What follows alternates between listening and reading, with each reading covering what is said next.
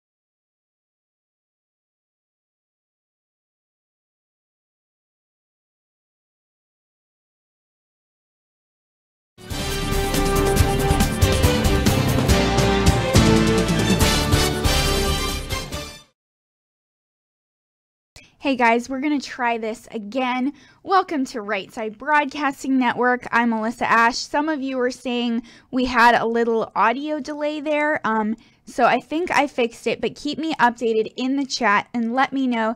Either way, welcome. I'm so glad to be here with you guys tonight. It has been a while since I've had these recaps. I was gone all last week for rallies. We traveled all across the country. First, we had a rally in Tampa, and these are all President Trump rallies, in case you don't know. So we had one in Tampa, Florida, and then we had one in Wilkes-Barre, Pennsylvania. And then we had a rally in Lewis Center, Ohio, right outside of Columbus. And so, you know, that was a lot of fun, just getting to travel all around the country, really experience the rallies and really be, you know, just in the middle of the crowds and just to get to know the people. It was so much fun. Anyways, I'm going to get into the news tonight. I'm going to be covering, you know, business news, politics, world, and national as well. And of course, as I always ask, if you guys have stories that you want to send to me, please send them to @Alyssa RSBN, and I will pull that up real quick so you can see it. On Twitter, here is my Twitter handle @Alyssa RSBN. And so if you have news stories, something that happened today or maybe in the last couple days, because we haven't had nightly news recaps since, wow, the week before last, please send them to me and I would love to share them with everyone watching. Wanted to shout out some members that we have here on YouTube: Mark Hannibal, JC, Gregory Ash, DM, and some moderators as well: Tom O'Neill, Guinevere, Real Frank in Florida. And let's see who else is here. We have a lot of viewers, regular viewers as well. Miss Deborah is here, the Millers, the British Patriot, Malik Gregerson. Guys, thank you so much for being here. It is going to be such a fun night. And let's see. Yes, Guinevere is here and Swoosh for Trump is here. Awesome, guys. Thank you so much for tuning in. So I'm going to move on to our first story. I don't know if you were with me last night. I was on the air for almost 5 hours giving you guys the results of the special election in Ohio for that 12th district congressional seat, and then for the other primaries as well in Missouri, Michigan, Kansas, and Washington.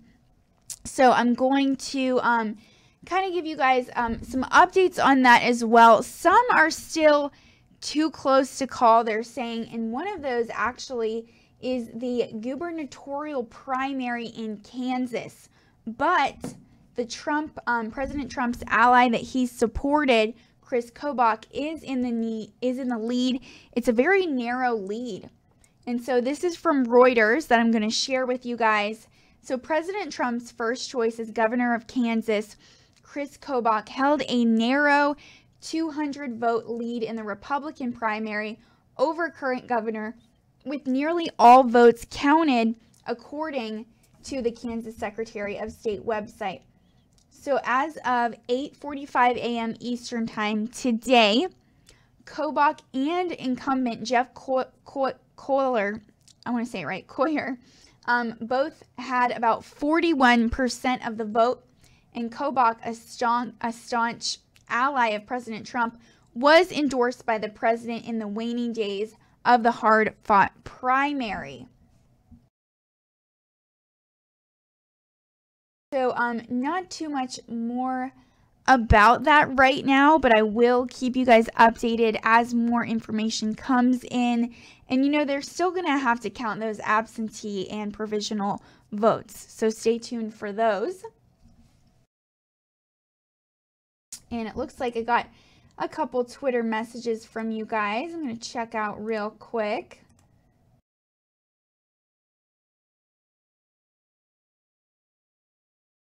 And Jeff Hollifield says he likes the new background. Thank you, Jeff. It is very fun. It's called Blinking City. And I'm going to be checking Facebook as well just to make sure I don't leave you guys out over here.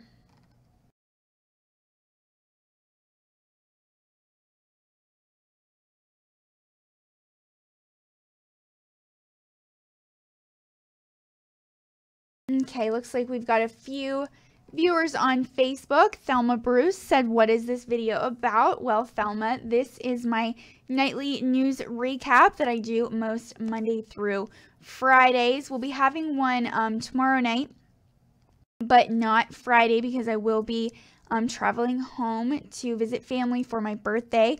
But I do them most Monday through Friday. So we'll be back on next week, all next week, as long as there are no rallies next week. So stay tuned for that. But I kind of just bring you really a variety of different news stories that happen throughout the day.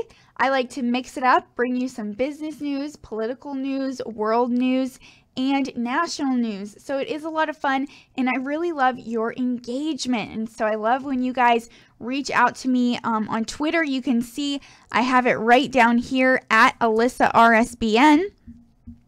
And I see some of you saying happy birthday. Thank you. I appreciate that. It is actually tomorrow, and you will see me on the air tomorrow. But anyways, it's still going to be fun. So, switching back over, but I will, I'll leave the at Alyssa RSBN on here so that you guys can contact me on Twitter. And I'm kind of, going to move on a little bit. Really an interesting article from Reuters titled Fundraise or Look for a Job, Republicans Warn After Close Election Races. So as Republican candidates backed by President Trump clung to small leads in closely watched races in Ohio and Kansas on Wednesday, nervousness grew in Republican circles about their ability to continue extending millions of dollars in aid to candidates in November's congressional elections. And so Republican Troy Balderson may have eked out a victory in a special election for a U.S. House of Representatives seat in a reliably conservative district in Ohio, but was leading the Democrat Danny O'Connor by only about 1,700 votes, or less than 1%. And the final result could be days away as state officials count more than 8,000 provisional and absentee ballots. So in the Kansas primary to select a Republican candidate for November's midterm U.S. elections, Chris Kobach was unable to convert an endorsement by Trump into a resounding victory. And he clung to a 191 vote lead over his Republican primary opponent, current Governor Jeff Colyer, with potentially thousands more provisional and absentee ballots outstanding. Wow, and we just received a $100 donation from Ray Chin. Thank you so much for that, Ray. Really, really appreciate you. What a blessing. And if you guys could just bear with me for one more second, I'm going to try to fix this audio delay for you.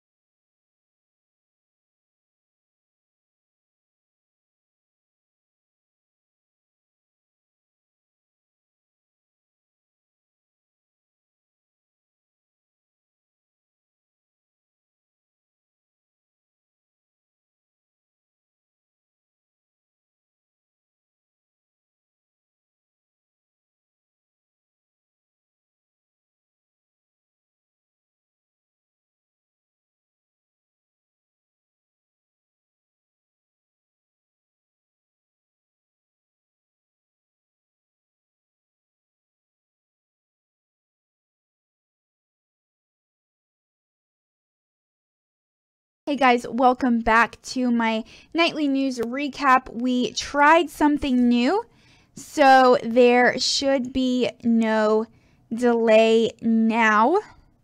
I apologize if there is. I'm going to check it again real quick, but there should be no delay. So comment below and let me know if you see one. But we should be good right now. Yes, light switch, it is tricky. The synchronization of audio and video. And again, I know I already said it, but I wanted to shout out again.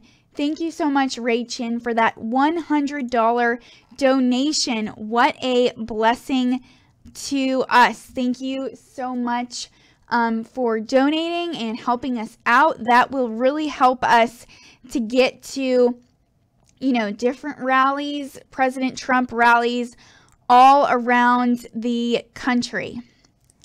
And let's see. You guys are saying it actually got worse. That's not good.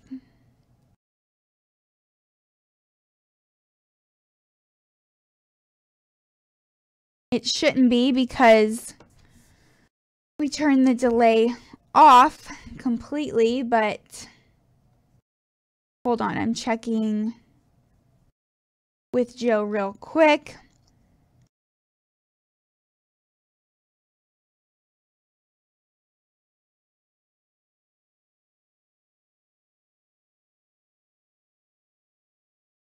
Okay, but I'm just going to keep going for now. If I have to step back and fix it again, I apologize for that. Swoosh for Trump is saying Russia is interfering with this broadcast.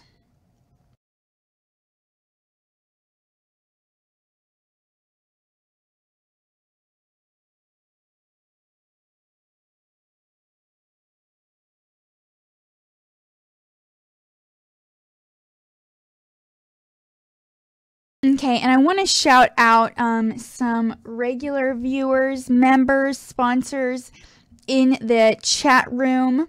Malik Gregerson, P. Cell JC, Gregory Ashe, and the Millers are here too tonight.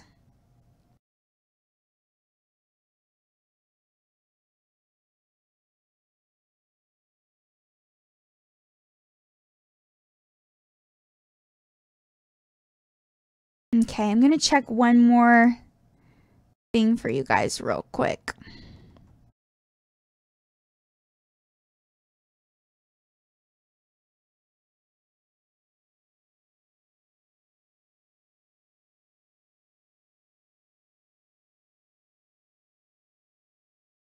Probably because we were trying to get that second camera up tonight, and then we had this camera was unplugged and now it's back up, but there is an annoying delay. But I'm going to kind of just keep working through it. If I have to try to fix it again and stand by for you guys again, I apologize. But for now, let's just keep moving through. So I wanted to share with you guys this article just about all of the really close races the Republicans had last night, Republicans and Democrats had in the primaries. And so this is from the Reuters article. I'm going to back up a little bit just to, fill you guys in that we're not here yet. So credit for Balderson's narrow margin in Ohio, and Troy Balderson is the Republican candidate in Ohio, is going to the 4 million plus the party and outside groups pumped in the district in the final weeks to boost voter turnout. But know that actually his opponent, Danny O'Connor, was outspending him 10-1. So the infusion, however, the infusion of cash into a district that has been represented by Republicans for 30 years further triggered alarm bells for the party.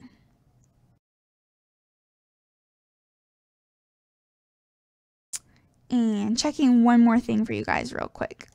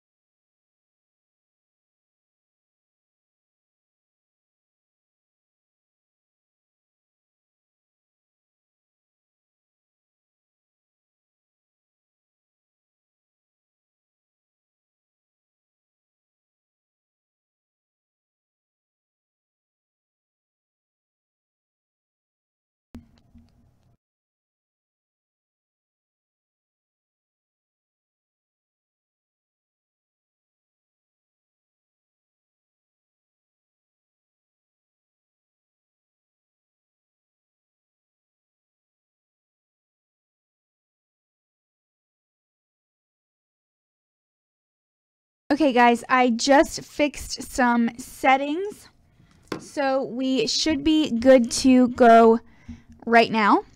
But let me know if there is still a little bit of a delay or not. Hopefully not, but I went into those audio settings and fixed them. I know it is frustrating. I apologize to you guys, so thank you so much for just bearing with me through all the technical issues. I really appreciate it. And like I said, I hope you guys are all having a great night, and I'm going to keep going through these different sources I have prepared for you, just a variety of stories. And so it's going to be a lot of fun. But let me refresh the camera for you real quick.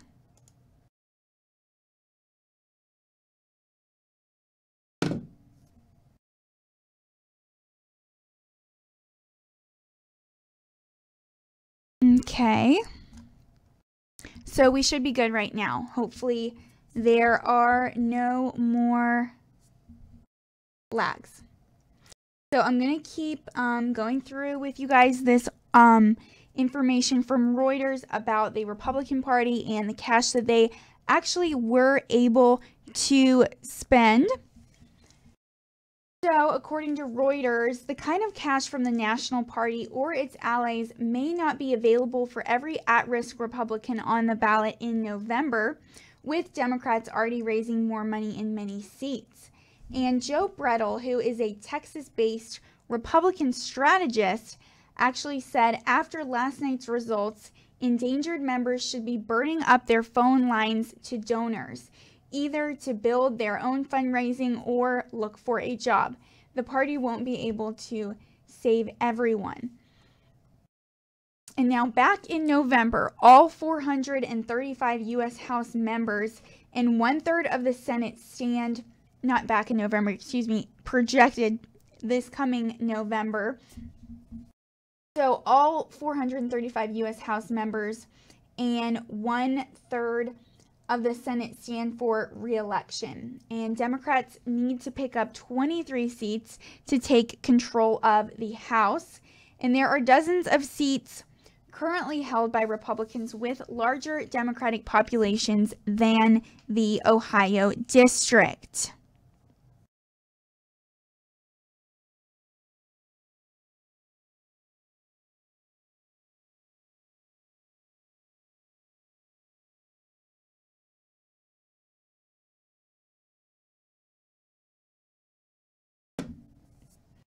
So Corey Bliss, who is actually the executive director of the Congressional Leadership Fund, which is a Republican super political action committee that supported Balderson in Ohio, said, moving forward, we cannot expect to win tough races when our candidate is being outraised. Any Republican running for Congress getting vastly outraised by an opponent needs to start raising more money.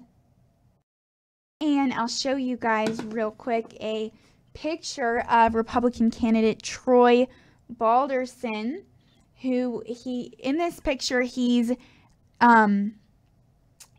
gesturing at a polling station during yesterday's special election in Newark, Ohio. So I'm gonna show this picture to you guys real quick.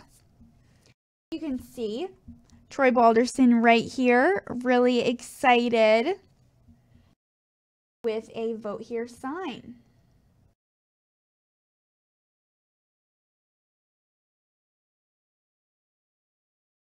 So moving on, Republicans hope that Balderson's narrow win on election night will jolt the field out of complacency. And the biggest unknown may be just how much cash remains for Republicans to tap. And casino executive Sheldon Adelson, sorry, I want to say it right, historically a large donor, has already kicked in $30 million to help Republicans. But a network of donors managed by Charles and David Koch have gone in the opposite direction, warning Republicans they may not support their candidates in large part because of President Trump's protectionist trade policies. So there may still be a well of cash for Republicans thanks to the deep-pocketed donors delighted last year when Republicans passed sweeping tax cuts.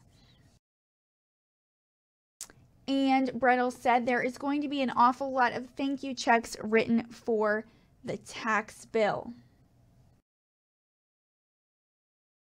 But however, as you can imagine, over in the Democratic side, they are portraying Ohio as a victory.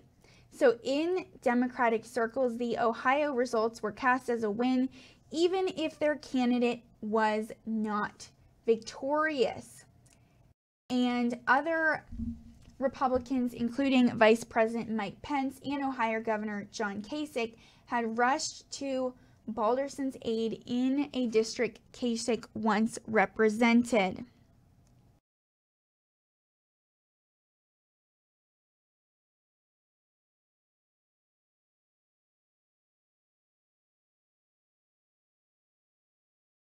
But I want to know as well, who from the chat room, I recognize some of you, but who was with me last night for part of or all of the special election? It was really exciting just to see the numbers jump between Balderson and O'Connor. They just kept switching who was in the lead. And even though the mainstream media outlets have not yet called it and said that Balderson won, President Trump did on his Twitter, of course.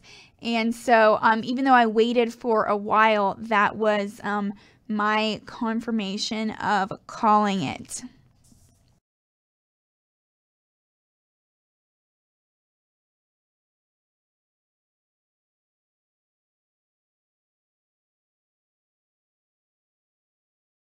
And yes, British Patriot said it was super intense. I was there. Malik Gregerson was there as well, and the Millers just watching with us. And a comment from Joe up there on YouTube from the Right Side Broadcasting Network account. Thank you so much, Joe. Really appreciate you and all of your hard work.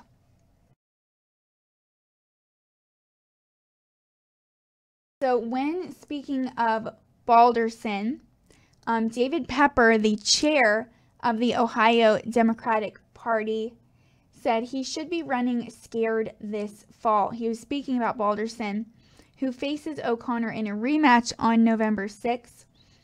And he said he's not going to have Donald Trump, Mike Pence, and all that money bailing him out.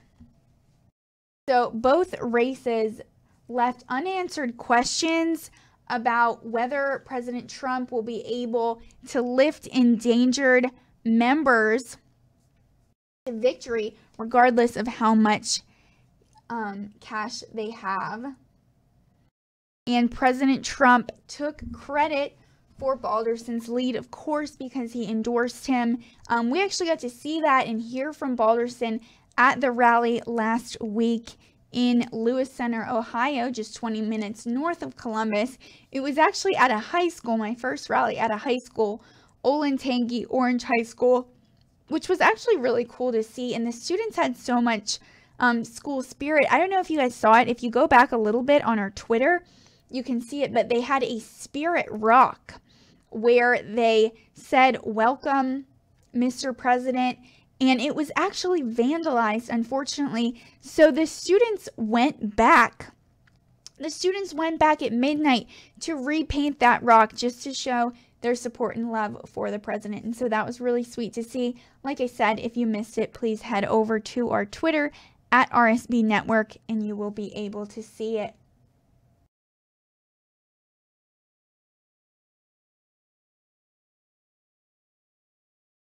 So President Trump wrote on Twitter that the campaign took a big turn for the better after he appeared in the district on Saturday.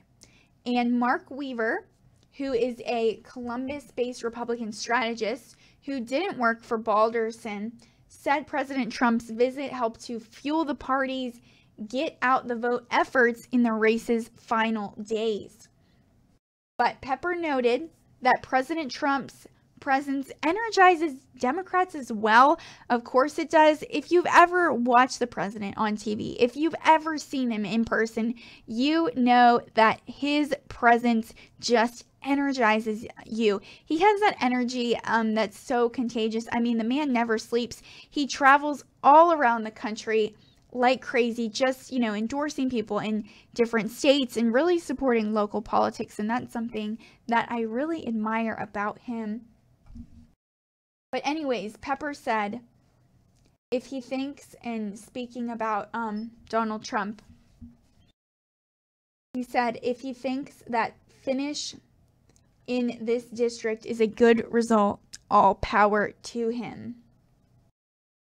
And the Ohio race actually mirrored other special federal elections over the past 12 months, including upsets by Democrat Connor Lamb in a Pennsylvania congressional race in March, and by Democrat Doug Jones over Roy Moore for an Alabama Senate seat in December of last year. So President Trump stumped for both candidates in losing efforts. And in those races, rural voters favored Trump-supported candidates. But turnout in those regions lagged heavy suburban turnout, where Democrats expanded on margins won by Hillary Clinton in 2016. So Kobach had hoped to ride his ties to President Trump to victory after the president endorsed him in a tweet. But even as Kobach sought to declare himself the virtual winner on Wednesday, he acknowledged that he could still lose just because of those absentee and provisional votes that we are still waiting for.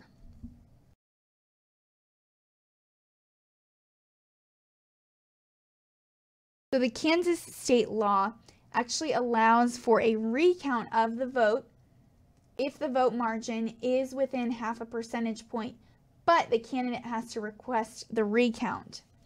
And the candidate who requests the recount must pay for it if the results are unchanged by that process, Kobach said.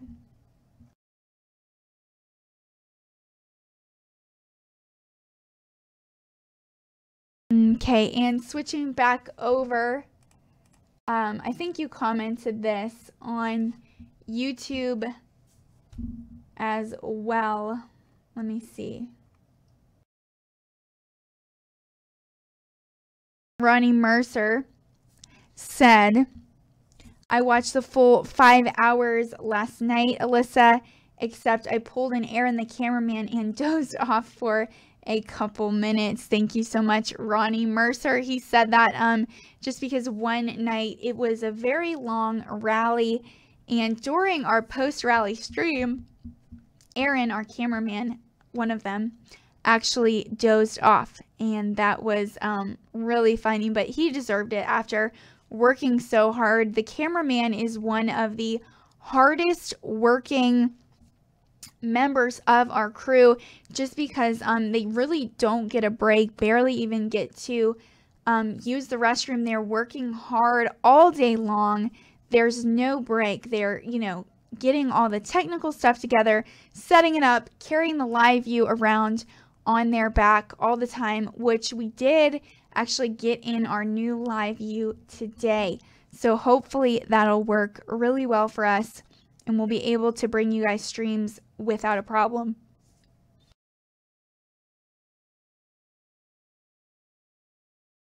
Okay, and I want to move on to my next story for you guys.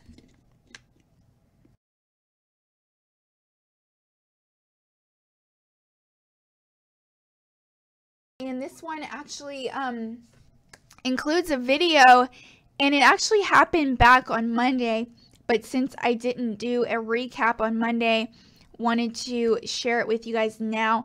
I'm sure many of you are familiar with Candace Owens and Charlie Kirk. the communications director and founder of Turning Point USA. And they are both fantastic, strong conservatives. And I wanted to share with you guys what happened to them. If you haven't seen it yet, they were just having breakfast, and within just 20 minutes of being there, it was like 8 a.m. in Philadelphia, a group of Antifa protesters came, started screaming at them, yelling at them, saying horrible things. And yes, the British Patriot, I agree with you. That was actually my exact comment on my Twitter. This is disgusting. It was really disgusting what happened. So first I'm going to go through some of Candace's remarks. She has had a lot of interviews this week, her and Charlie both. And then I will show you guys the video of the incident.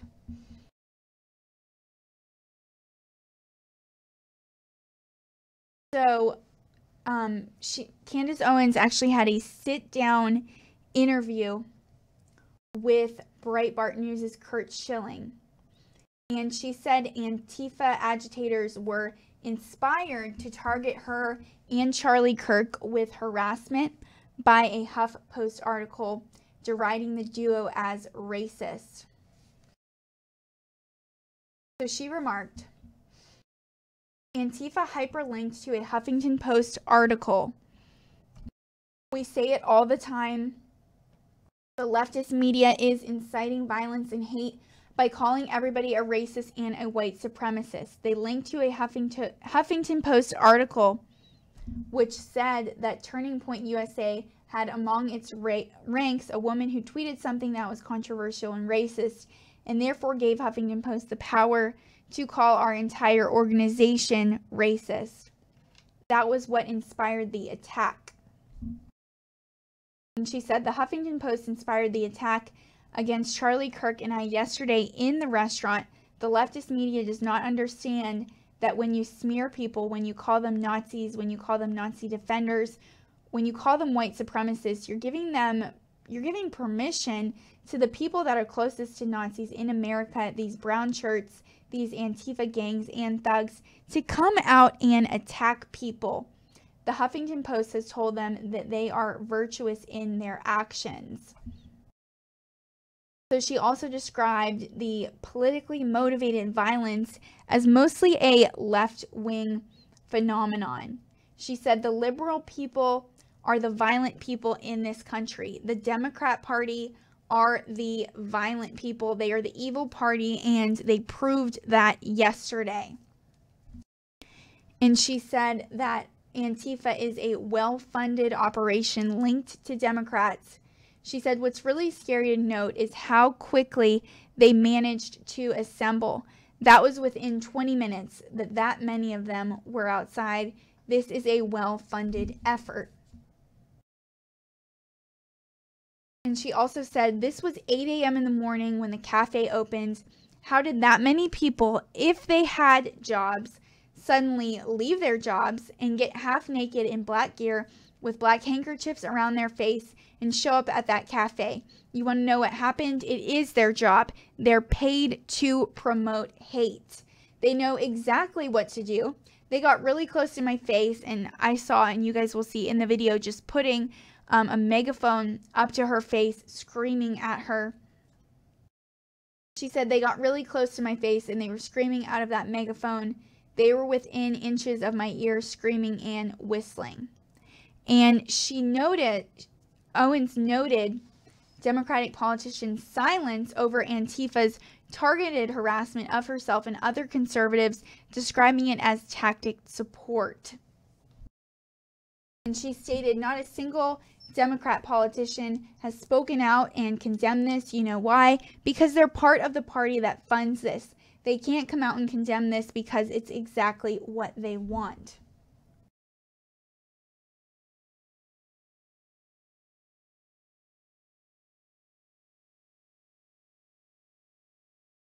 And I'll show you guys some of her tweets on Tuesday before the video.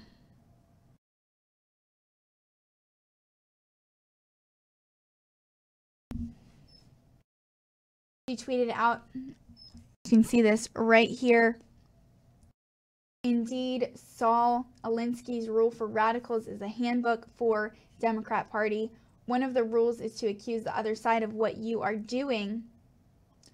At Christopher Hahn is accusing me of colluding with racist Antifa because his party is the one that does it. And another tweet. She said, "This is a perfect example of the Democrat Party for all to see.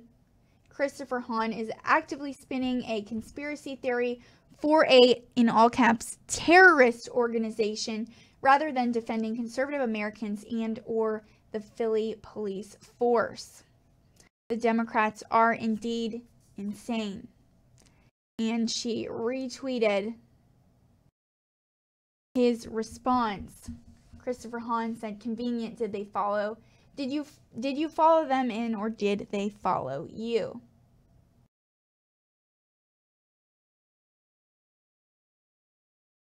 And then responding to him, she said, "You're a real sicko. No one followed anyone in. We were sat first. They were sat after us. Feel free to call the restaurant and confirm." And then she said, "You are giving violence and racism an excuse." Why? Because you are a Democrat and you are the party of violence and racism. I'm going to pull up that video for you guys. Go to the beginning and I'll make sure the sound is on real quick so that you will.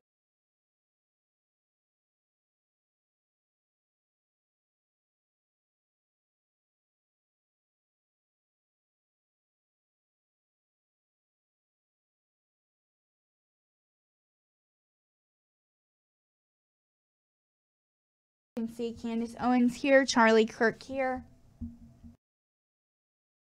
Call because we're eating breakfast and we happen to be conservative. They're not Nazis, they're soft fascists. They're the soft fascists. They're not Nazis.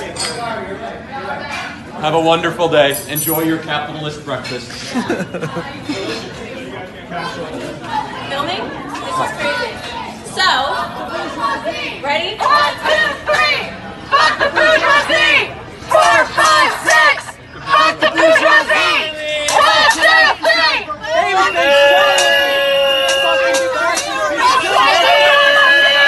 Fascist piece of shit. Fuck you. Big government sucks? That's what your phone fucking says? Big government sucks? Wait, what sucks about big government? Let's talk about that one. What sucks about big government? Is it the fact that y'all are part of big government?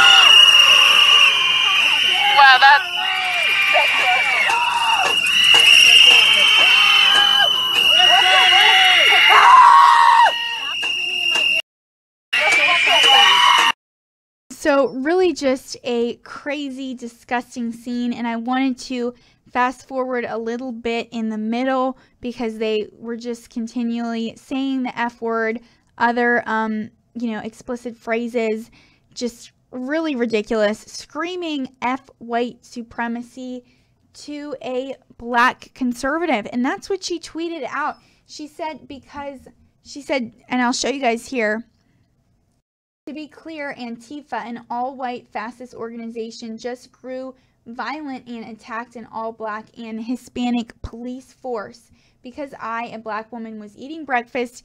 Is this the civil rights era all over again?"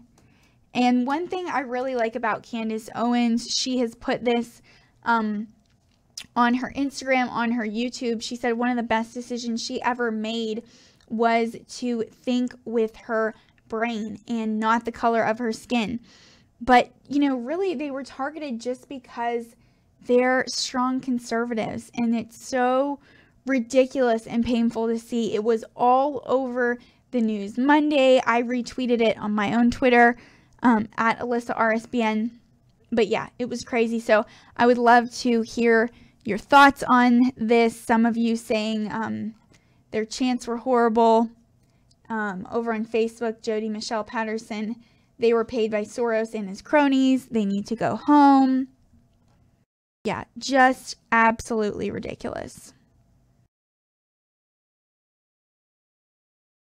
Okay, and while I have Twitter up over here, I am going to check and make sure you guys haven't sent me any news stories yet.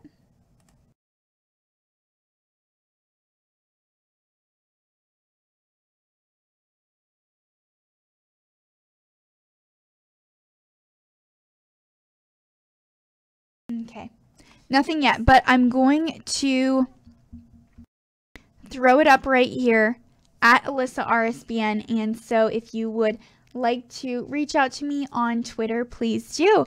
Would really love to connect with you guys on there. And I have a lot, many more stories for you guys, and a great variety too. So I'm going to move on now. This one is pretty hard to bear. So this is from Fox News. A man arrested at an extremist Muslim New Mexico compound was training kids to commit school shootings.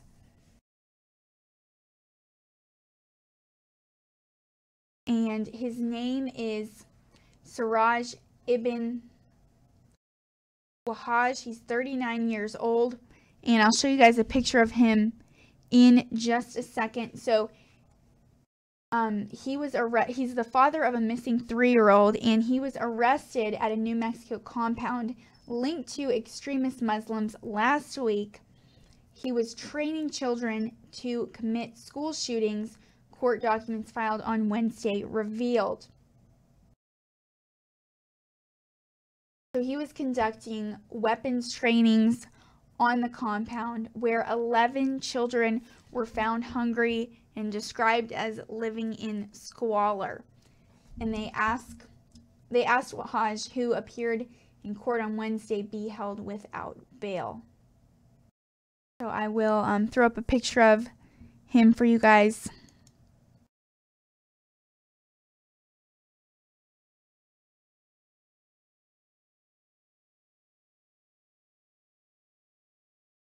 And then these are actually the mothers of the 11 malnourished children. So Subhana Wahaj, Janie Lavielle, and Hujra Wahaj were arrested on Friday as well.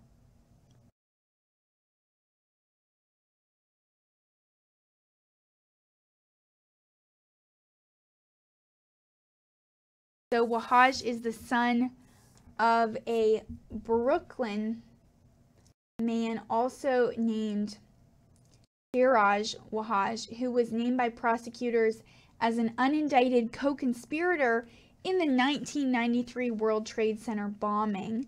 This is according to the New York Post. So authorities raided this compound on Friday after a month-long search investigating the disappearance of, and I want to say this right, Abdul Ghani Wahaj, a boy with severe medical issues who went missing from Georgia back in December. And on Monday, a child's remains were found on the property, but authorities were working on a positive identification and did not confirm if the remains were of that missing boy.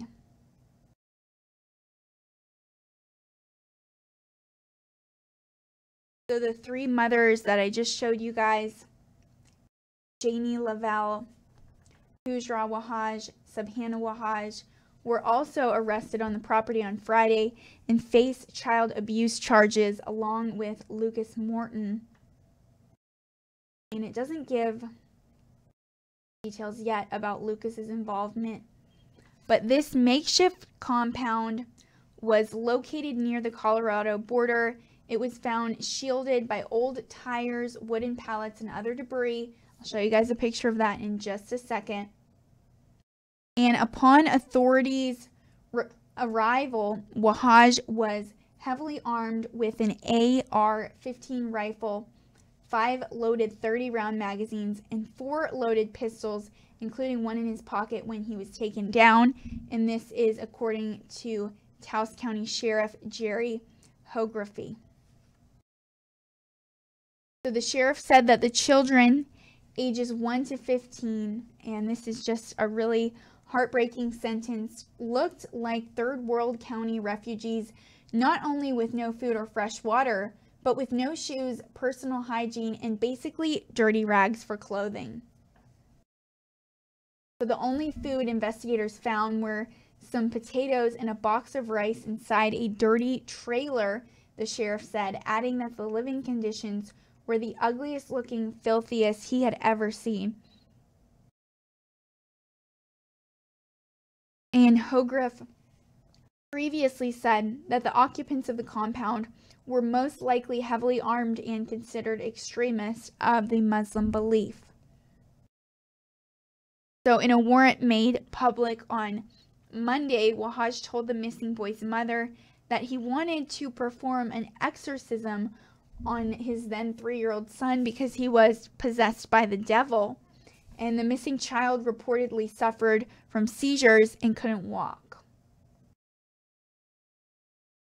Wahaj's family background, of course, as I told you guys a little earlier, was already controversial prior to his arrest. And in addition to his father being named by prosecutors as an unindicted co-conspirator in the 1993 bombing, the elder Wahaj, who heads Masjid at Taqwa Mosque, was a character witness in the trial for Shakik Omar Abdul Rahman, the notorious blind Shakik who was convicted in 1995 of plotting terror attacks in the U.S. So I want to just throw up a picture of this compound for you guys real quick. You can see just covered with tires, debris, a stroller out here. And it was located near the Colorado border in New Mexico.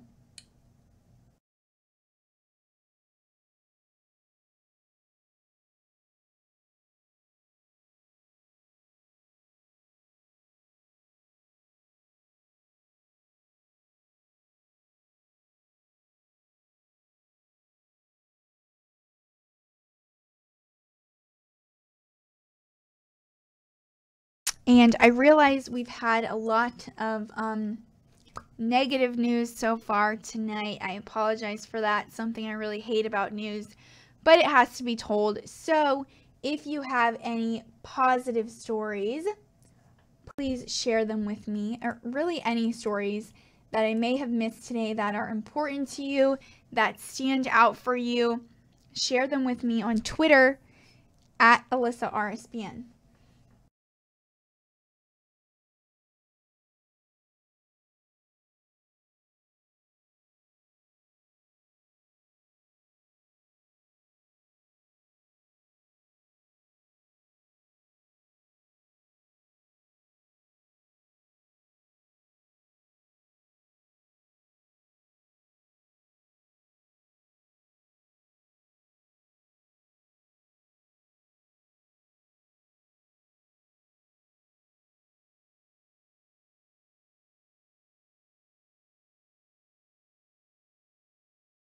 And moving on, the next story you may have already heard today. It came out this morning. U.S. Congressman Christopher Collins, he was one of President Trump's earliest supporters, was actually arrested. Him and his son were both arrested with insider trading. So I'm going to kind of go through what happened with you guys. So Collins was one of President Trump's earliest supporters, and he was criminally charged today with taking part in an insider trading scheme involving an Australian biotechnology company on whose board he served.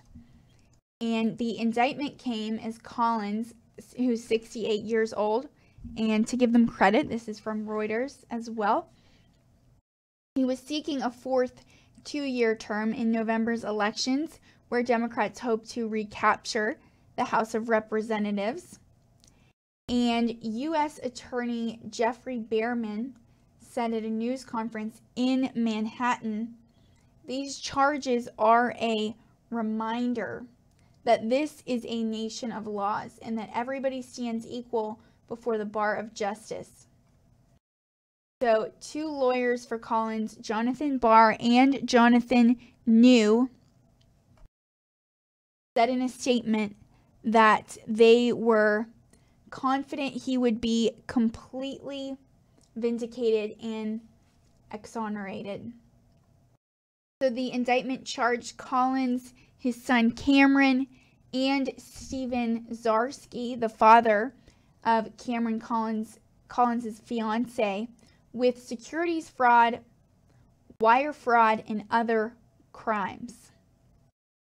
And the lawyers for Cameron Collins, Tom Hanusik and Rebecca Rigliano, I want to say this right, Rigliano, said, "We intend to mount a vigorous defense on behalf of our client."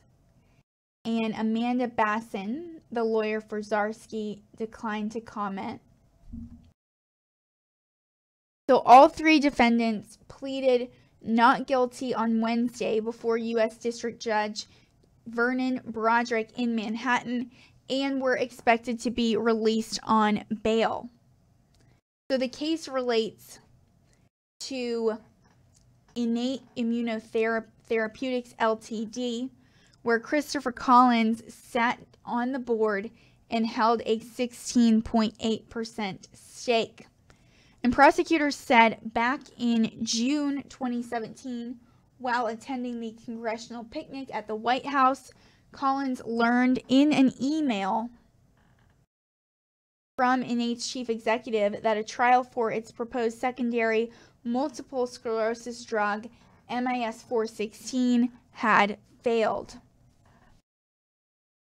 And according to the indictment, Collins immediately called his son and told him the news.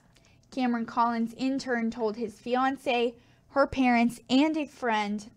And Stephen Zarsky went on to tip his brother, his sister, and a friend, the indictment said. So Christopher Collins did not trade his own Innate stock, which lost millions of dollars in value, according to the indictment. And prosecutors said the congressman was virtually precluded from trading in part because he already faced a congressional ethics probe over Innate.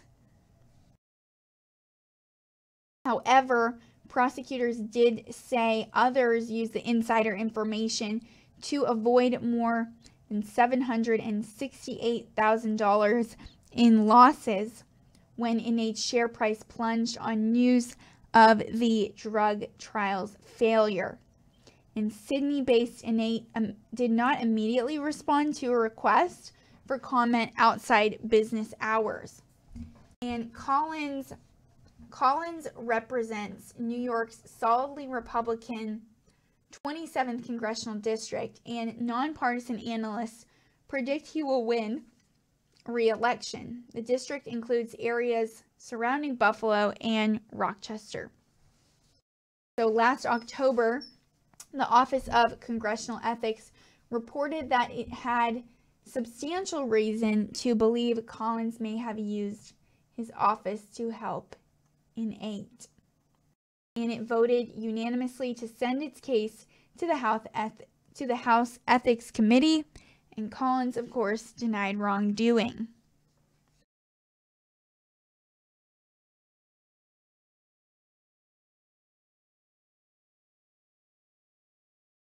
Okay, and it looks like I just received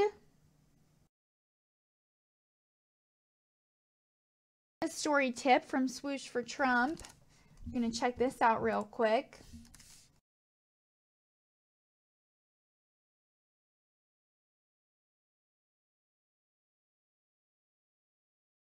It is about the Trump legal team countering Mueller's offer on a possible interview.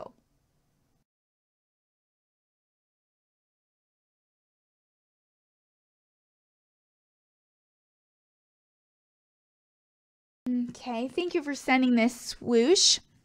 And I found an article from CBS. I'm going to pull over here and share with you guys real quick.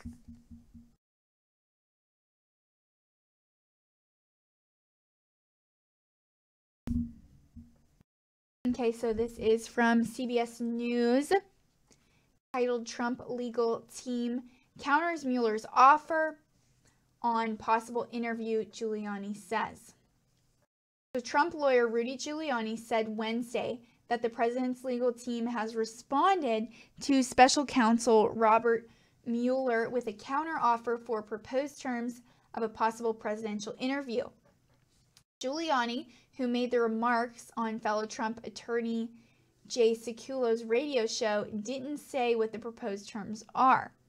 But in the past, the president's legal team has pushed to the limit the number of questions about obstruction and answer as much as possible in writing.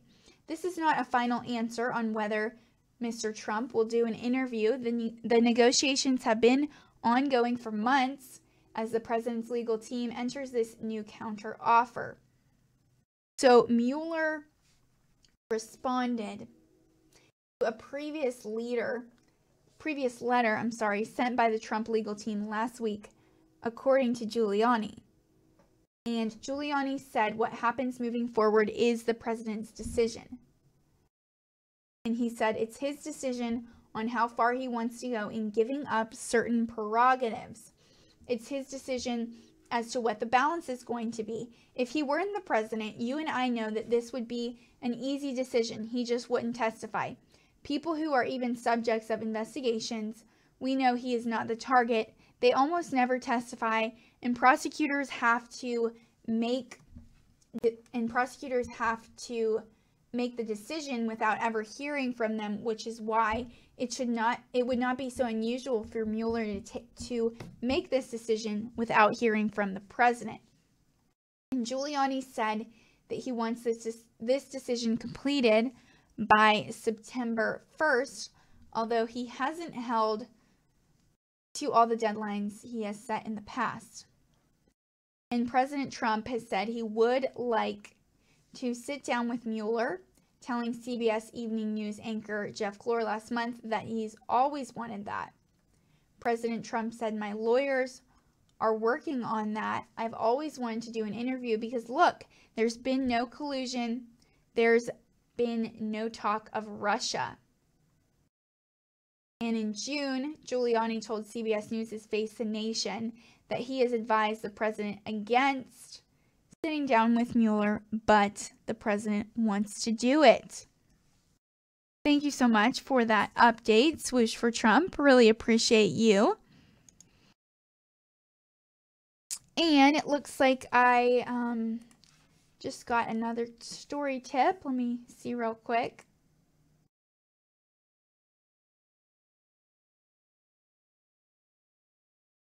This is good from Nate Skate. Thank you so much for sharing this.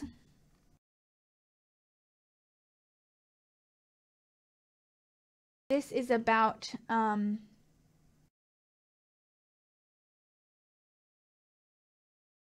James Gunn, who I talked about when I did my stream about Hollywood pedophiles.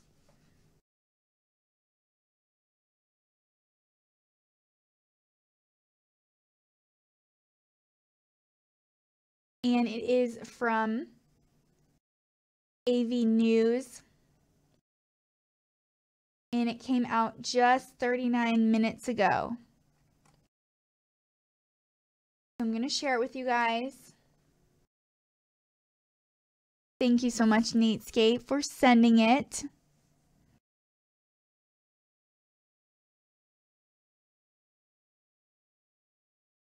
Okay, so it's actually titled James Gunn is Going to Be Just Fine.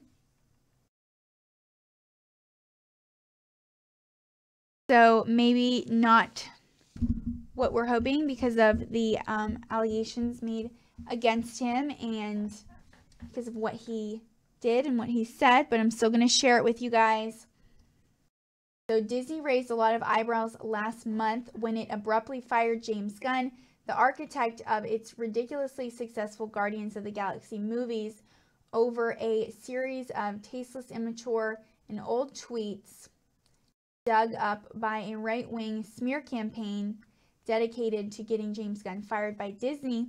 Since then, the studio has had to weather widespread criticism for the decision, protests from its cast members, and now the sight of other studios gleefully lining up to work for a guy who made his previous employers roughly $1.6 billion over the course of his last 2 films before they abruptly kicked him to the curb because some people at Twitter said they should.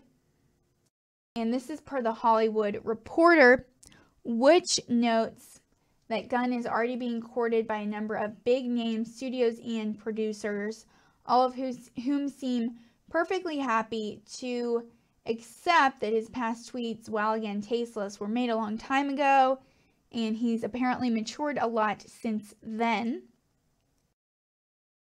And one anonymous producer said, "I'd work with him in a heartbeat," and suggests that there's plenty more enthusiasm where that came from.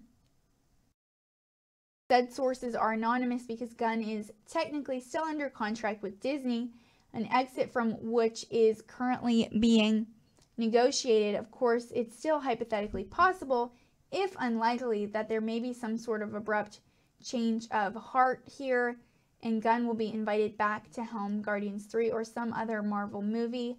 But either way, he's probably not going to have to go back to Torma movies or trying to sell people on the specials. And then it says, don't worry, folks. He is going to be just fine. So I guess he does not have to face the consequences of his actions, which is not okay. But still, thank you so much for sharing that, Nate Skate. And I saw your comment, swoosh for Trump, who said he'll be just fine in prison. Thank you for that.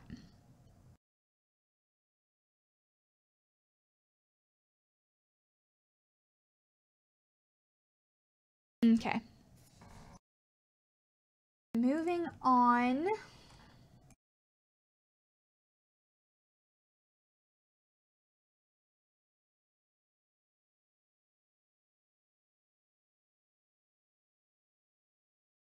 So this was frustrating to see today as well. I don't know if you guys already saw it, but Michael Cohen is not the only one with secretly recording tapes of President Trump. Omarosa has some as well. She was, if you're not familiar with her, she was a star on The Apprentice, and she was an ex-campaign aide for President Trump. Show you a picture here real quick.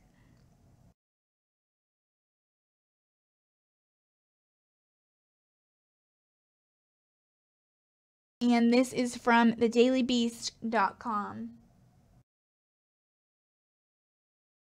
So it says multiple sources with direct knowledge of the situation tell the Daily Beast that Omarosa, the infamous former Apprentice star who followed President Trump to the White House, secretly recorded conversations with the president, conversations she has since leveraged while shopping her forthcoming tell-all book, bluntly titled Unhinged. And for months, it's been rumored that Omarosa, and it says Manigault here, her last name, had clandestinely recorded on her smartphone tapes of unspecified private discussion she had in the West Wing. Audio actually does exist and even stars her former boss, President Trump. So one person confirmed to the Daily Beast that they heard at least one of her recordings featuring President Trump, and multiple sources familiar with the so-called Omarosa tapes described the recorded conversations between President Trump and Omarosa as anodyne, everyday chatter, but they did appear to feature President Trump's voice either over the phone or in person. So the mere existence of such recordings represent a dramatic betrayal of trust by a one-time Trump confidant who has since abandoned years of professed loyalty to the president and has apparently decided to profit off her years of closeness to President Trump. And President Trump obviously loathes the idea of being recorded without his knowledge, and he felt really irked and betrayed when the news broke that Cohen had done so.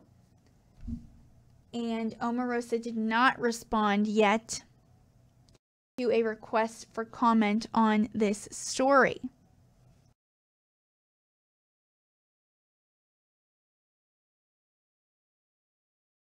And let's see, British Patriot commented and said, do single-party consent laws apply in the White House? I am not sure. I'm going to check for you.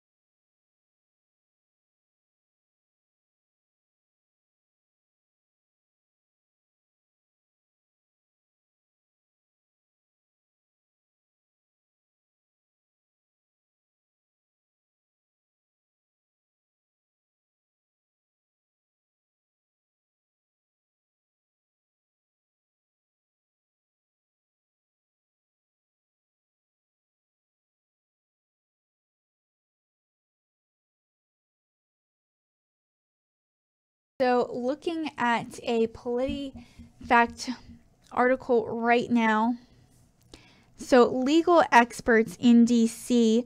agreed that controlling law would be that of the District of Columbia, and D.C. law allows one-party consent taping. That means that taping is legal as long as one participant in the conversation is aware that a recording is being made. And Stephen I. Vladek, who is a professor at the University of Texas School of Law, said there's no federal or DC law that I'm aware that makes it illegal to unilaterally record a conversation in the District of Columbia. That's without regard to whether such recordings might themselves be evidence of other criminal activity, but that's another matter altogether.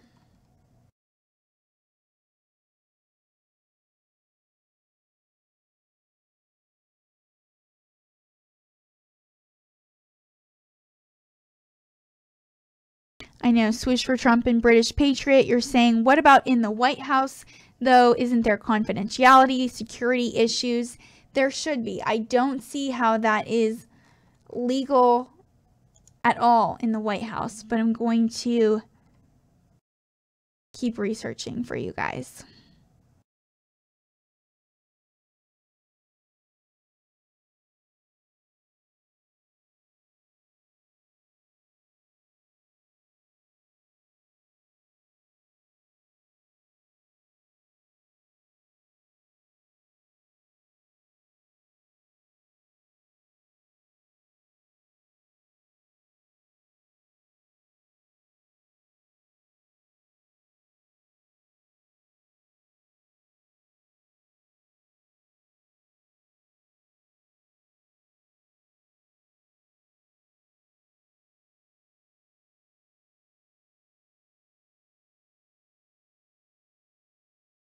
Okay, so looking at another source The Reeves Law Group says the District of Columbia has a one-party consent wiretapping law. That means that in our nation's capital, it is not a crime to record a phone call or conversation as long as one party to the conversation consents. And however, a person having a conversation via telephone, Skype, etc. with someone in another state may be breaking the wiretapping law in the other state.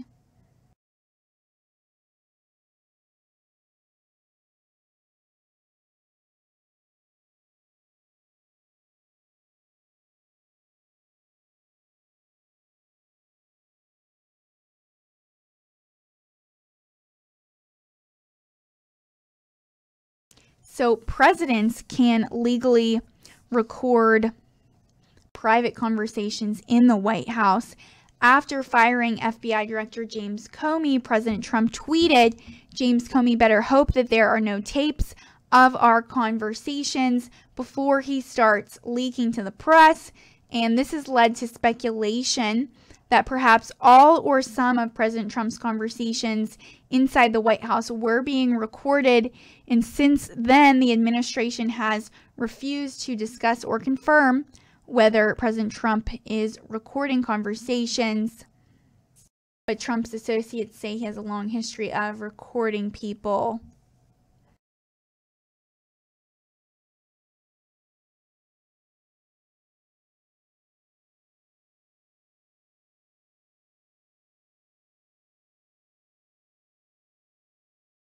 But hopefully that helps a little bit. Yes, British Patriot, the president is allowed to. And you said you wonder if the White House employees are allowed to as well.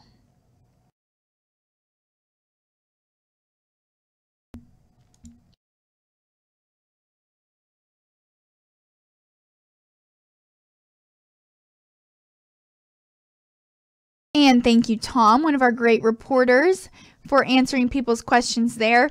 He said Omarosa was dismissed from the White House in December of 2017. Thank you very much, Tom.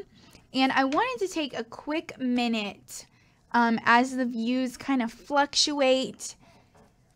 And you're welcome, the British Patriot, no problem. But I wanted to take a quick minute to just kind of tell you about who we are if you are not sure about RSBN. So we are a conservative news network, but we still try to be non-biased and still show you both sides of the story. We're actually famous for traveling to political rallies all around the country, specifically MAGA rallies, Make America Great Again rallies, President Trump's rallies. And they are a lot of fun. We just had 3 last week, which is the most I've ever had in 1 week. I've only had, one in a week before. But anyways, it was so much fun, such a blast. And they're really exciting. We really get in the middle of the crowd. We're there, as they're lining up. And we are there the whole day just showing you guys the rally. It's a nonstop stream. It is a lot of fun. It is crazy. And as you can imagine, it is very expensive to be able to travel to these rallies. It includes lodging and travel, food and gas and just, our paychecks as well. And so it is really expensive. And yes, thank you, Guinevere, for your comment there on YouTube. And so I wanted to, tell you guys, if you aren't sure, how do we even get to these rallies, we're actually 100% supported by donors like you. And so Guinevere, one of our great moderators over here on YouTube, is already commenting those links. Thank you so much, Guinevere. But I will take a quick second to tell you guys the different ways as well. One of them, super easy. If you are on the YouTube chat, all you have to do is click that $sign in the YouTube chat, that is the super chat, and you're able to donate any amount you want. And thank you so much. Great. Riffy's here for your comment. Appreciate that. Anyways, so you're able to donate any amount you want. It'll come up with your name in a bright color. I'll read it to the whole world as long as it's appropriate. It is a really fun way to donate. We get to keep 70% of that. YouTube keeps about 30% of that. Whereas if you actually donate through PayPal, which is linked in our website, and I'll show you guys how to get there, we get to keep 90% of that. I'm going to pull up our website, rsbnetwork.com.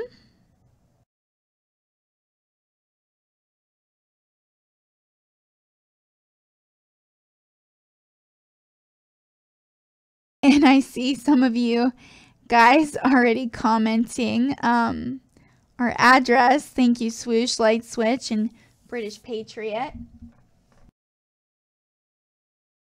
So you just go this top bar right here. You see this red bar? And you hit donate. And you can click here to go directly.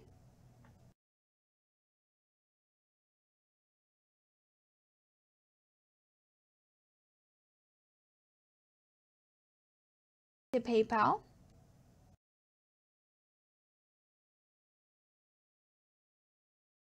And you can just enter the amount here. And then your information, billing address. Or if you want to donate on patreon.com, that's when you are giving a monthly donation. You know, maybe you've been with RSBN for a while, you really like what we're doing here, and you want to see more of it. You can just donate on Patreon. And it looks like we just got a new member on YouTube, Olive Oil. Welcome. Thank you so much for becoming a member. Really appreciate you. So anyways, you can donate on patreon.com. I'll show you guys the different levels, all the way from entry level, bronze, silver, gold, depending on how much you're giving a month, platinum, diamond, double diamond, and all access when you are donating $500 more a month. And by donating on Patreon, you're able to get fun things in return as well, like hats and pens and pencils, stickers, mugs, t-shirts, different things that say RSBN, so that you're able to promote us to your friends and remember to watch us. And I'll back it up and show you guys our address as well. If you would like to send a check, if you're not comfortable donating online, we completely understand and respect that. And you just write the check out to RSBN 1550 Opelika Road, Suite 6, Box 344 in Auburn, Alabama 36830. And yes, Lily asked, does RSBN sell merch on any sites? So if you go to our website, rsbnetwork.com, you just click RSBN store on the top tab. And you'll be able to see some of those fun t-shirts that we have.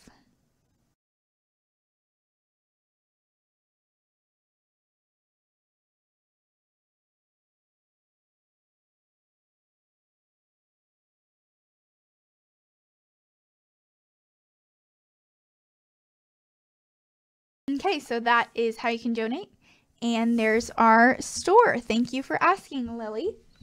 And going to switch over to our next story.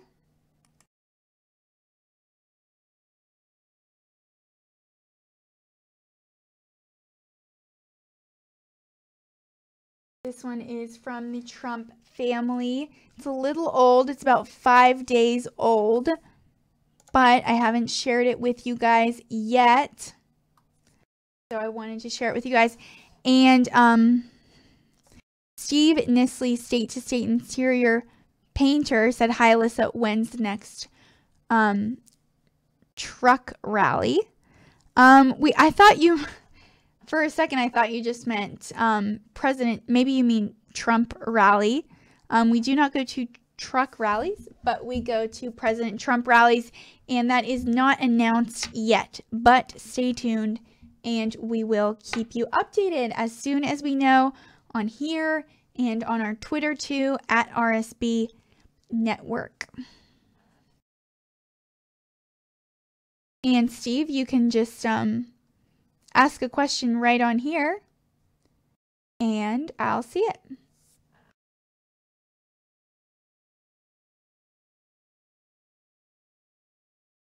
So a couple Thursdays ago, I think it was when we were at the rallies, Eric Trump asked Sean Hannity why there's no outrage from the media over threats made to him and his family members.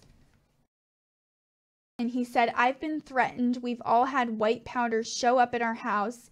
There's no moral outrage about that." And President Trump said the media show no outrage when conservatives like Ben Shapiro face protests when they attempt to speak on college campuses.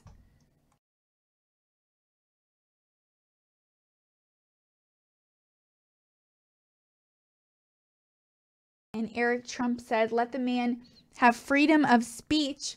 Let him speak to people who want to listen to him. But when it happens to them, they're offended by a message. All of a sudden, there's an outcry," he said. And President Trump said the media fails to call out threats and insults. President Trump, Eric Trump, said the media fails to call out threats and insults toward him and his family, including his younger brother, Barron.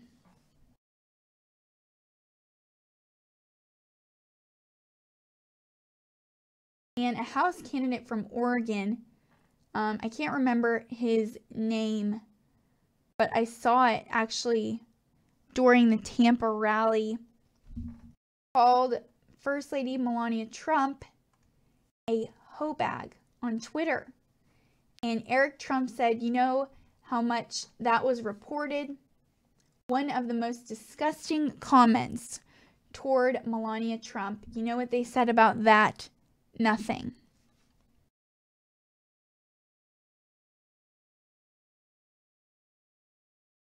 And then Hannity wondered about the impact on 12-year-old Barron when he sees Kathy Griffin holding up a prop to mimic the severed head of President Trump. And Eric Trump said it's incredible that the outcry over Trump supporters chanting "CNN sucks" is so much larger than the media's outcry over Griffin's stunt and other extremist rhetorics from the left. So really just frustrating there, of course, that is not being reported.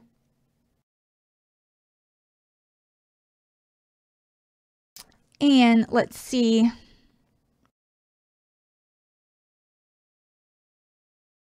Steve Nisley said, "How can I make a donation on YouTube?" If you look in this chat box, you'll see a $sign down in that left corner. That is the super chat, and that's how you are able to donate on YouTube. Thank you for asking, Steve. And thank you, Guinevere9, a different Guinevere from our moderator Guinevere, for your sweet comments. And I always thank our moderators in the chat room. Wanted to shout out tonight to Guinevere, Tom O'Neill. Let's see, who else is here? Real Frank in Florida.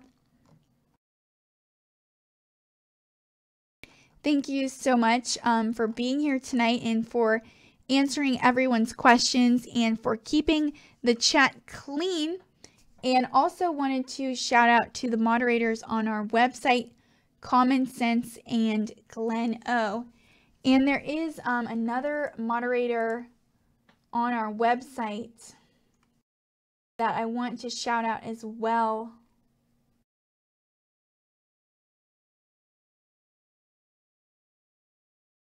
Let's see. I want to get your name right.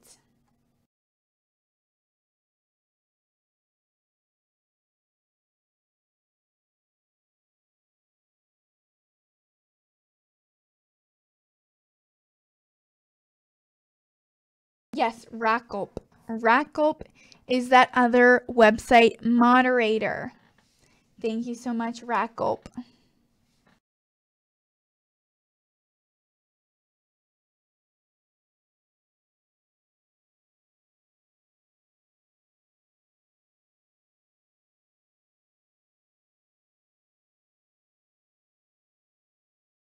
Okay, and just got another great article from Nate Thank you very much for this.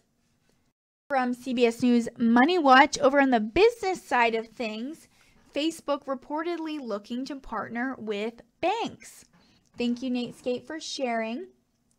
So Facebook is looking to expand into financial services and has reportedly asked several U.S. banks for customer information as part of a move to build out its messenger application, the Wall Street Journal reported. So the social media giant reached out to several large U.S. banks about that topic last year, including JP Morgan Chase, Wells Fargo & Co. and Citigroup, the Journal reported Tuesday, and it asked for information including card transactions and account balances, according to the report. So the move would help Facebook pull in more information on its users' financial habits, while banks would have another way to reach out to customers. And Wall Street Journal reporter Deepa Sethurathan was reporting on this, and he said the vast majority of our credit card transactions occur off Facebook, so that would be pulling in a lot more information into Facebook's servers. And he said, I think the pitch from Facebook is, hey, your consumers are already here. Why not have this convenient add-on feature and this ability for them to interact with your bank on Messenger since they are already there? And I'm going to pause this for a second. Patrice, sorry, I don't want to say that wrong. I saw you on here last night. 53 said, I signed up to be a patron last night. How do I get access to the emojis? I know you signed up to be a sponsor on YouTube, and they should be showing up just below the chat. But if one of our moderators could give Patrice a better answer, Real Frank in Florida, maybe, or Guinevere, you can tell her how she could see those emojis. That would be fantastic. And we just received $1.99 from Brady Hamilton. Thank you very much for your donation, Brady. He said, thanks for covering all the Trump rallies. Of course, Brady, thank you for watching and being with us.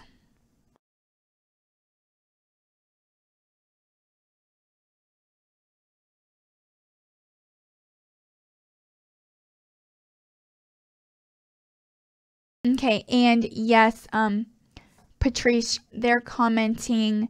So if you become a patron on Patreon, you don't get those emojis. But if you became a sponsor on YouTube, then you get those emojis. So going back to the Facebook information. So CNET executive editor Ian Scher said in an interview with CBSN, Facebook is trying to become a one-stop shop for the internet. They're trying to connect you with all of your friends. Obviously, they are the largest photo site on the web, and so it would make sense that they would try to become a kind of banking site too.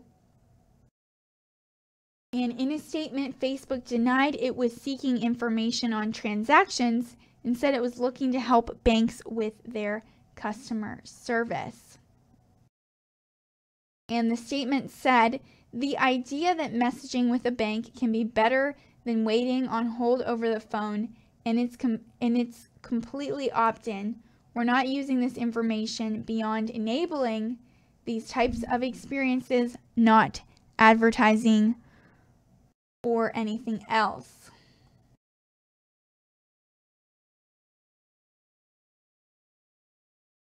Thank you very much, Nate Skate, for sharing that. Really appreciate you.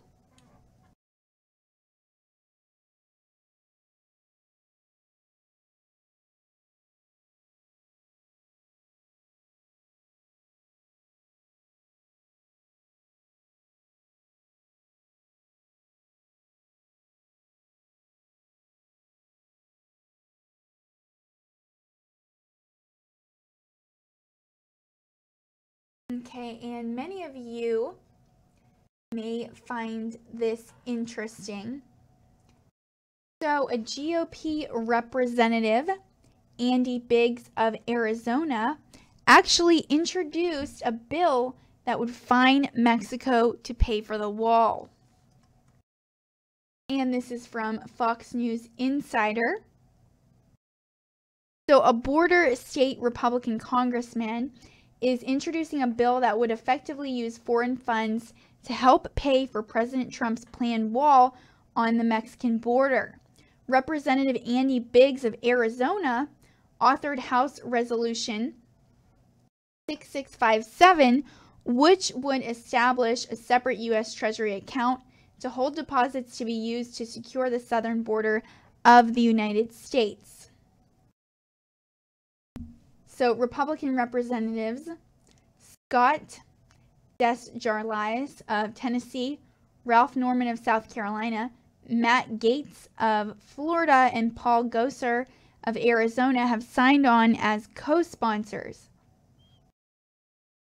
And Representative Biggs said in a statement obtained by the Washington Examiner that even with a Republican-controlled Congress, we have failed to secure the funds for the border wall.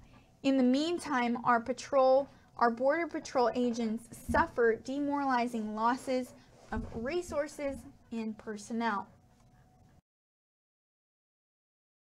And I want to show you guys this tweet Representative Biggs sent out.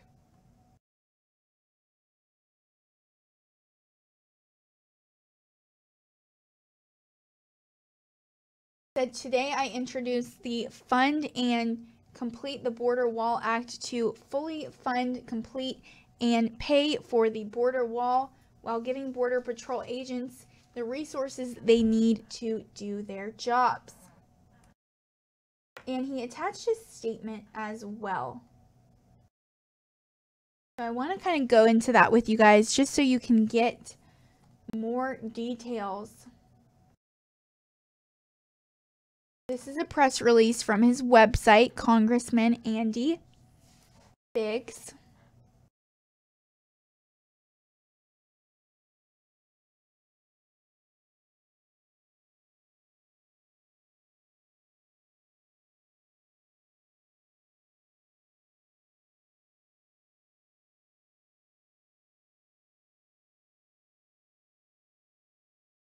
And Patrice53 just became a member on YouTube. Thank you so much, Patrice. Really appreciate you, and welcome to the family. So I want to show you guys this statement as I go through it.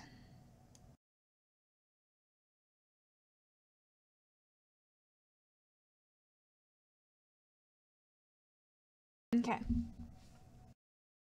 This is out of Gilbert, Arizona. Today, Congressman Andy Biggs introduced the Fund and Complete the Border Wall Act. This bill fully funds, completes, and pays for the border wall while giving Border Patrol agents the resources they need to do their jobs. Congressman Biggs issued the following statement. Border security was one of the primary issues of the 2016 campaign. Americans believed us when we promised to build the wall, secure our border, and enforce our laws. And he said, even with a Republican-controlled House and Senate, we failed to secure the funds for the border wall. In the meantime, our Border Patrol agents suffer demoralizing losses of resources and personnel. Some in Congress view border security as leverage for an amnesty deal, but that would turn a crisis into a catastrophe. And he says, this is why I introduced the Fund and Complete the Border Wall Act. We must keep our promises to the American people. We must fund, start, and complete the border wall without further delay. I encourage my colleagues to join me in support of this legislation. And some backgrounds. So the Fund and Complete the Border Wall Act accomplishes 7 things that are vital for our border security, creates a fund to build the wall, instructs the Secretary of Homeland Security to take such actions as may be necessary to design, test, construct, and install physical barriers, roads, and technology along the international land border between the United States and Mexico to prevent illegal crossing in all areas, and penalizes foreign aid to Mexico and other countries by $2,000 for every illegal alien that is apprehended. The held back funds are redirected to the Border Wall Fund.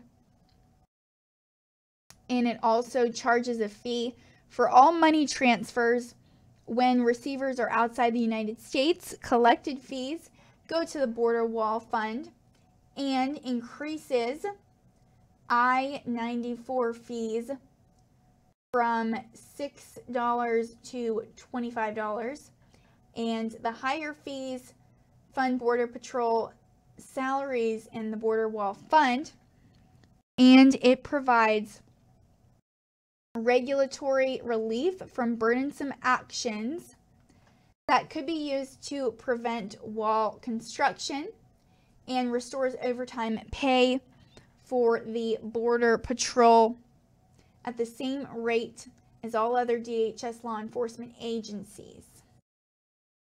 And this is from this last point from Restoring Fair Labor Standards Act.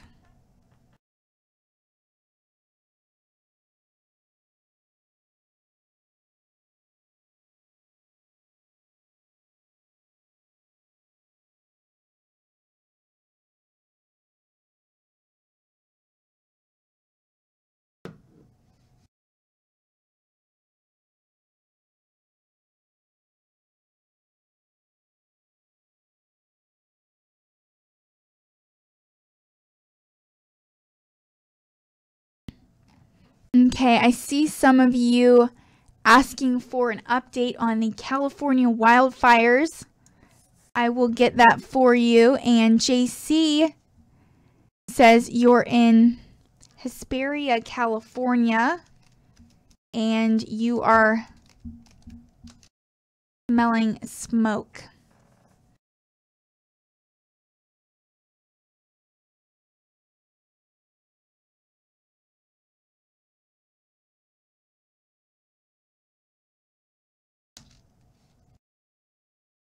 Thank you for your message, Kevin.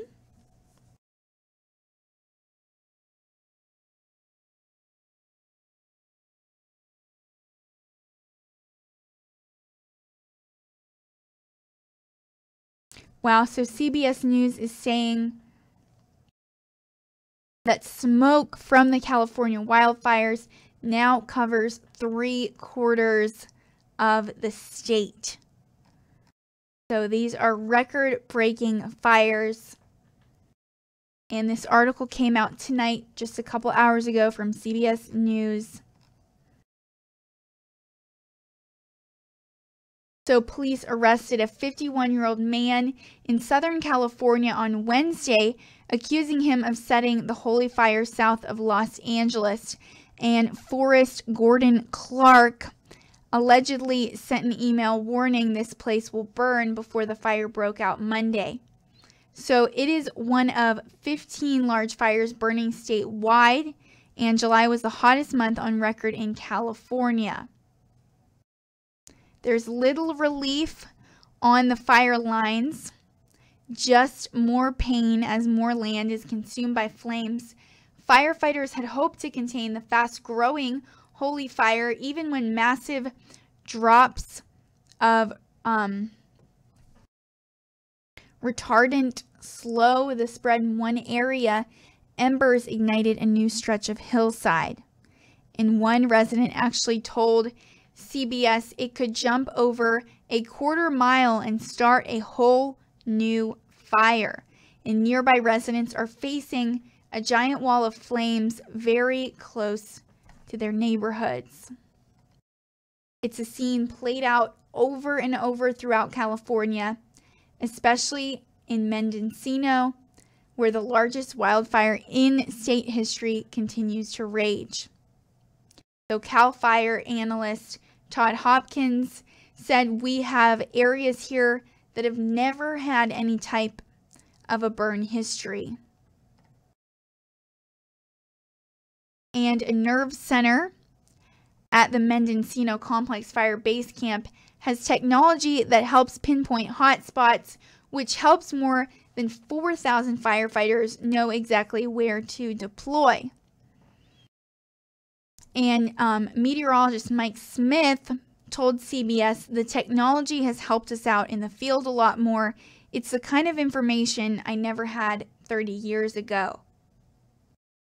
Now, there are signs of progress, especially in one spot where the firefighters were victorious in cutting a fire break and stopping flames before it consumed a ridge. And until full containment, smoke now covers 3/4 of California, and there's another toll for thousands of evacuees. So a Mendocino evacuee told CBS, right now it's pretty much just day by day. Pray that tomorrow will bring more containment. So if there's any silver lining to this complex fire, it's that the thick smoke is actually providing some shade and helping to keep the temperature down and suppress the fire, but experts warn that those conditions can change at any moment. So that is my update for you, JC. I hope you're able to kind of stay away from that smoke, and I hope that wherever you live is not affected by the fires.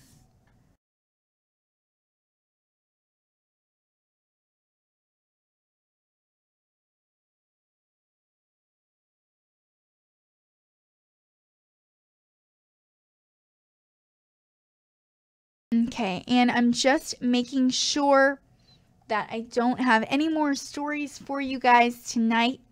Like I said, if there are any more last minute you want to share with me that I may have missed, you can comment them right here or just send the links over to my Twitter at Alyssa RSBN. I'll pull that up so you guys can see that for a second, at Alyssa RSBN. And thank you to everyone that has reached out to me on Twitter tonight and sent out tips. Really appreciate you guys.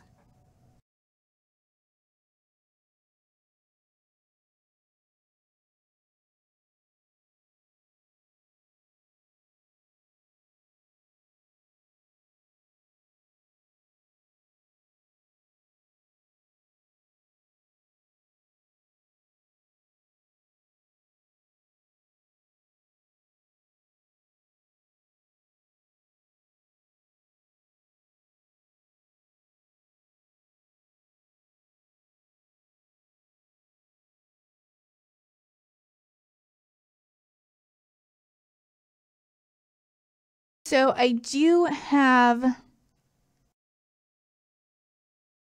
let's see, I'm going to check on that Mike Baseman.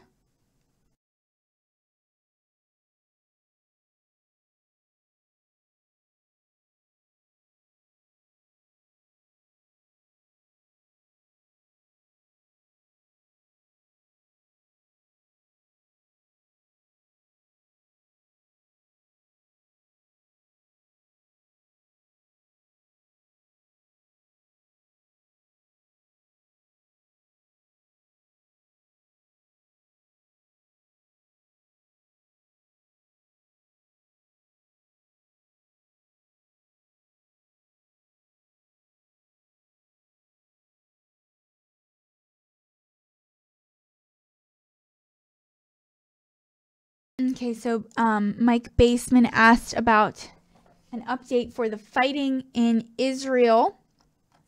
So this is from the LA Times. Fighting between Israel and Hamas escalates on the Gaza border. So Hamas, the military group that controls the Gaza Strip, fired at least 70 rockets Wednesday across the border into Israel, which retaliated with airstrikes on the Palestinian territory. So Israel intercepted 11 rockets, but a house and at least 3 other sites in the southern Israeli, sorry, I want to say it right, city of Sderot were hit, according to the Israeli army. 9 Israelis were taken to the hospital with moderate injuries. And in Gaza, authorities reported that 5 people suffered serious injuries. Palestinian media reported that 1 man was killed. Tensions between Israel and Gaza have been high since the Trump administration announced in December that it was moving the U.S. Embassy from Tel Aviv to Jerusalem. And Palestinians claim East Jerusalem as the capital of a future state, but Israel claims the city in its entirety as its capital. And Gazans began weekly protests along the border in late March, demanding a right to return to their ancestral homes. In Israel, Palestinian authorities there say that Israel has killed 155 Palestinians in strikes to contain the protests, and on the Israeli side, 1 soldier was killed. So the latest round of violence came a day after the Turkish Anadolu news agency, which often transmits messages from Hamas, reported that a ceasefire agreement was imminent. And on Wednesday, Defense Minister Avigdor Lieberman convened a special meeting to discuss the escalating violence, and military analysts predicted that the military would launch a bigger operation if the attacks on Israeli communities continued. And in Tel Aviv, Prime Minister Benjamin Netanyahu held a midnight emergency meeting with military and defense ministry officials. And with elections scheduled for next year, Israeli opposition lawmakers slams Netanyahu for failing to achieve a lasting truce despite ongoing Egyptian attempts to mediate. And Avi Gabe, the Labor Party leader, tweeted, "Netanyahu and Lieberman, you failed. Is this how to run a negotiation? Our hearts are with the residents of the Gaza border region, and we support the army in its mission of restoring security to residents of the area." And Fawzi Barham, a Hamas spokesman, said that Hamas had fulfilled its promise to avenge the blood of the martyrs. And this is from the Los Angeles Times.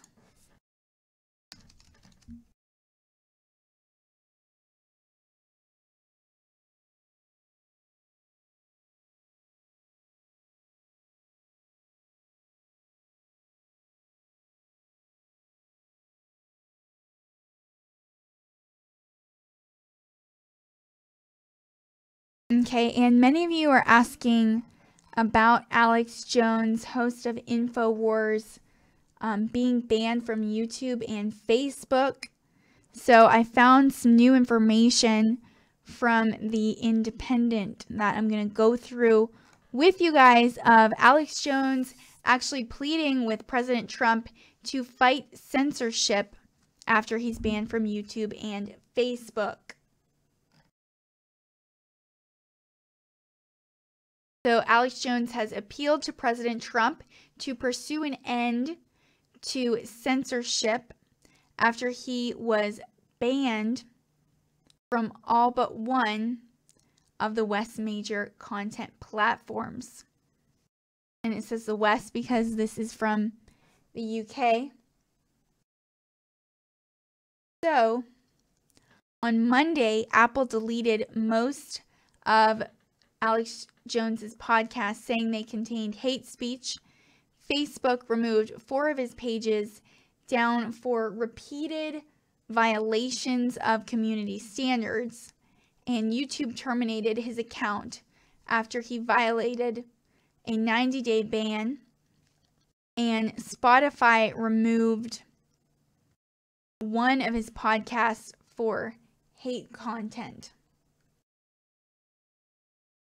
And in a freewheeling monologue posted online, he praised the president, condemned the mainstream press, and Alex Jones accused China of meddling in U.S. elections.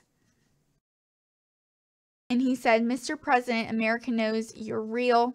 They know the Democrats and the anti-American globalists allied with the Chicoms, radical Islam, the unelected EU, and others." And he said, "If you come out before the midterms and make the censorship the big issue of them trying to steal the election, and if you make the fact that we need an internet bill of rights and antitrust busting on these companies if they don't back off right now." And he also said, "And if you don't come out and point out that the communist Chinese have penetrated and infiltrated and are way worse than the Russians, then they will be able to steal the midterms and start the impeachment."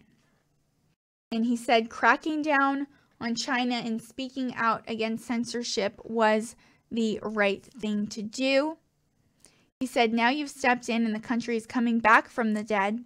They're desperate to stop it. They're trying to stop you and every American from having their free speech by defaming me, lying about what I have done, Soros financing fake lawsuits to give legitimacy, and now de-platforming me because the lawsuits are all getting thrown out." And this video can't be viewed on YouTube or Facebook, of course, but it's still available on Media Matters, which is a non-profit organization with the stated aim of comprehensively monitoring, analyzing, and correcting conservative misinformation in the U.S. media.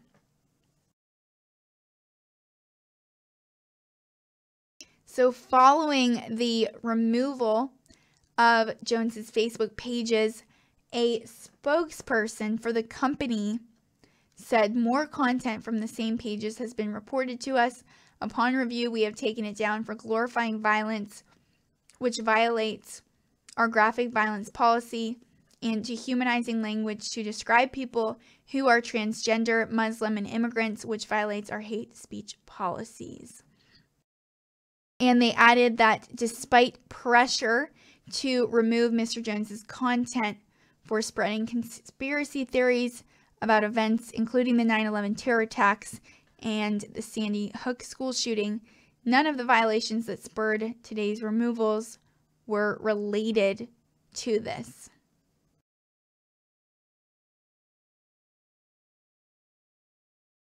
And Alex Jones is also currently being sued by the parents of children murdered in the Sandy Hook shooting for claiming the attack was a hoax. But no matter what, it's very painful and not okay to see conservatives or anyone really censored and unable to exercise their First Amendment rights.